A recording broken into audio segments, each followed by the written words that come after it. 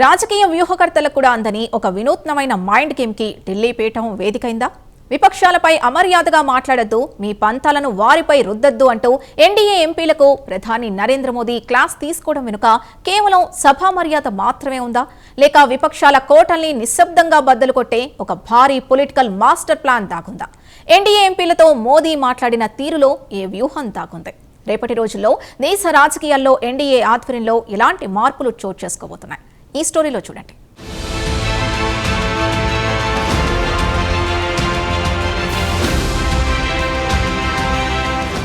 భారత రాజకీయ క్షేత్రంలో ఒక యుద్ధం నడుస్తున్నప్పుడు శత్రువును అస్త్రాలతోనే కాదు, ఒక్కోసారి అత్యంత మర్యాదపూర్వకమైన ప్రశాంత వదనంతో కూడా లొంగదీసుకోవచ్చని ప్రధాని నరేంద్ర మోదీ నిరూపిస్తున్నారు. పార్లమెంట్లో ప్రతిపక్షాలు సభను స్తంభింపజేస్తున్నా ప్రధాని మోదీ మాత్రం సుదూర భవిష్యత్తును దృష్టిలో ఉంచుకుని అడుగులు వేస్తున్నారని తాజాగా చోటు చేసుకుంటున్న పరిణామాలను బట్టి అర్థమవుతోంది. తన నివాసంలో ఎన్డీఏ ఎంపీలతో జరిగిన బ్రేక్ఫాస్ట్ మీటింగ్లో ఆయన వినిపించిన గళం ఒక దూకుడున్న రాజకీయ నేతది కాదు, సుదీర్ఘ ప్రణాళికలు రచించే ఒక దేశ రాజనీతిజ్ఞుడిది. ఎవరిపైనా అమర్యాదగా మాట్లాడకండి, మీ ఆలోచనలు వారిపై బలంగా రుద్దకండి అంటూ ప్రధాని తన ఎంపీల నోటికి తాళం వేయటం వెనుక దేశవ్యాప్త ప్రాంతీయ రాజకీయ సమీకరణల ప్రయోజనాలు ముడిపడి ఉన్నాయంటున్నారు రాజకీయ పరిశీలకులు.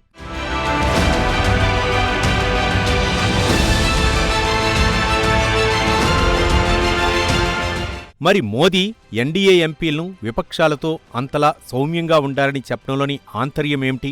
ఇప్పుడు దీనిపైనే ఆసక్తికరమైన చర్చ నడుస్తోంది. ముందుగా టీఎంసీలో మొదలైన చీలిక గురించి మాట్లాడుకోవాలి. పశ్చిమ బెంగాల్లో మమతా బెనర్జీ నేతృత్వంలోని టీఎంసీ కేంద్రంలోని అధికార పీఠంతో నిత్యం ఢీ కొడుతున్నట్లు కనిపిస్తున్నప్పటికీ తెర వెనుక సమీకరణలు ఇటీవలే తీవ్రస్థాయిలో మారిపోవటం గమనించాలి. టీఎంసీ లోక్సభ ఎంపీలు ప్రధానంగా nationalist citizens party of India ఎన్సీపీఐలో విలీనమయ్యారు. కొందరు రాజ్యసభ ఎంపీలు బీజేపీలో చేరిపోయారు.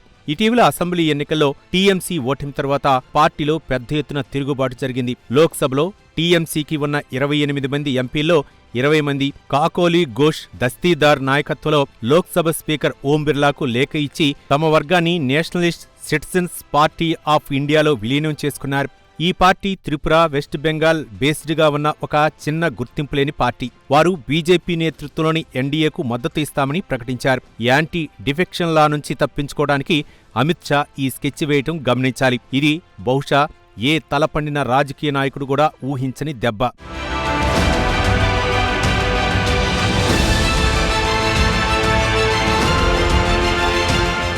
ఈ క్రమంలో కేంద్ర పథకాల నిధులు, ప్రాంతీయ ప్రయోజనాల విషయంలో టీఎంసీ నుంచి బయటపడిన ఎంపీలు కేంద్రంతో పూర్తి సయోధ్యను కోరుకుంటున్నారు. ఇలాంటి తరుణంలో ఎన్డీఏ ఎంపీలు కనుక పార్లమెంట్లో బెంగాల్ నేతలపై పరుష పదజాలంతో విరుచుకుపడితే ఆ ఇగోల వల్ల రావలసిన వారు కూడా దూరం అవుతారనే ముందు జాగ్రత్త అయి ఉండవచ్చు. నిన్నటి వరకు తీవ్రంగా విభేదించిన నేతలు రేపు ఎన్డీఏ వైపు అడుగులు వేయాలంటే సభలో వారిపై వ్యక్తిగత దాడులు ఆగాలి. మోదీ సరిగ్గా ఇదే పాయింట్ను పట్టుకున్నారని విశ్లేషకులు భావిస్తున్నారు. అందుకే రేపటి మిత్రులు హర్ట్ కాకుండా ఉండాలంటే నేట్నుంచి మాట్లాడే భాష మారాలని ఎంపీలను హెచ్చరించినట్లు చెబుతున్నారు.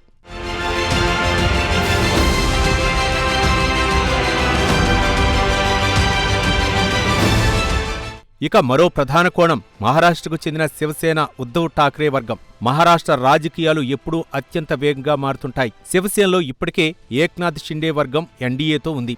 గత జూన్లో ఉద్ధవ్ ఠాక్రే నేతృత్వంలోని శివసేన యూబీటీకి చెందిన 6 లోక్సభ ఎంపీలు అధికారికంగా షిండే నేతృత్వంలోని శివసేనలో విలీనమయ్యారు. దీన్ని ఆపరేషన్ టైగర్గా పిలుస్తూ షిండే సిక్సర్స్ కొట్టాం అని ప్రకటించారు. దీంతో ఉద్ధవ్ వర్గం లోక్సభలో కేవలం 3 ఎంపీలకు పరిమితమైంది. షిండే వర్గం బలం 13కు పెరిగింది. లోక్సభ స్పీకర్ ఓం బిర్లా ఈ విలీనాన్ని గుర్తించారు. పాత మిత్రులను తిరిగి ఆకర్షించాలన్నా లేదా వారిలో ఉన్న అసంతృప్తిని వాడుకోవాలన్నా ఎన్డీఏ వైఖరి దూకుడుగా కాకుండా ఆహ్వానించేలా ఉండాలి. అందుకే శివసేన, టీఎంసీ, ఆప్ వంటి భిన్నమైన సిద్ధాంతాలు కలిగిన పార్టీల నేతలను మానసికంగా దెబ్బతీయకుండా వారిని నైతికంగా తమ వైపు తిప్పుకునేందుకే ప్రధాని మోదీ ఈ సాఫ్ట్ పాలిటిక్స్ అస్త్రాన్ని ప్రయోగించారంటున్నారు రాజనీతివేత్తలు.